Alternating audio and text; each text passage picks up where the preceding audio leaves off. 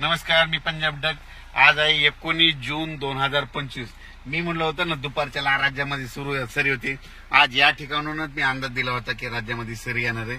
तर पाहू शकता हे आपलं शेत आहे ना, इथं शेतामध्ये गाडी उभा केलेली आणि पाऊस सुरू झालाय. राज्यातल्या सर्व शेतकऱ्याला सांगतो, हे तातडीचा अंदाज म्हणून सांगतो की राज्यामध्ये सांगायचं झालं आज 19 जून, 20 जून आणि 21 जून या 3 दिवसामध्ये सरी येणार आहेत. भाग बदलत पडणार आहेत. सगळीकडे सर्वदूर पडणार नाही, पण आज उद्या परवा या 3 दिवसात मात्र चांगल्या जोराच्या सरी येणार आहे. अर्ध्या घंटाच्या येणार आहे, 20 मिनिटाच्या येणार आहे, 10 मिनिटाच्या येणार आहेत. म्हणून हा अंदाज लक्षात द्यायचा. सांगायचं झालं तर जिल्ह्यावाईज सांगतो तुम्हाला.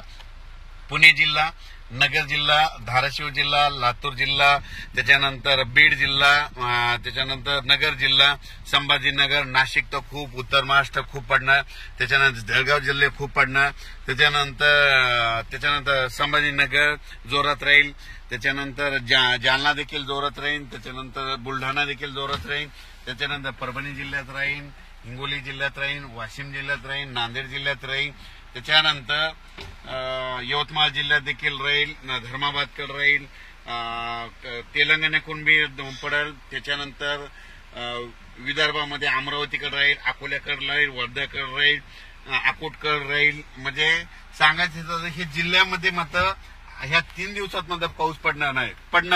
पण सगळीकडे असं तुम्ही समजा एखादा जिल्हा असत, सगळ्या संपूर्ण जिल्ह्यात नाही पडणार.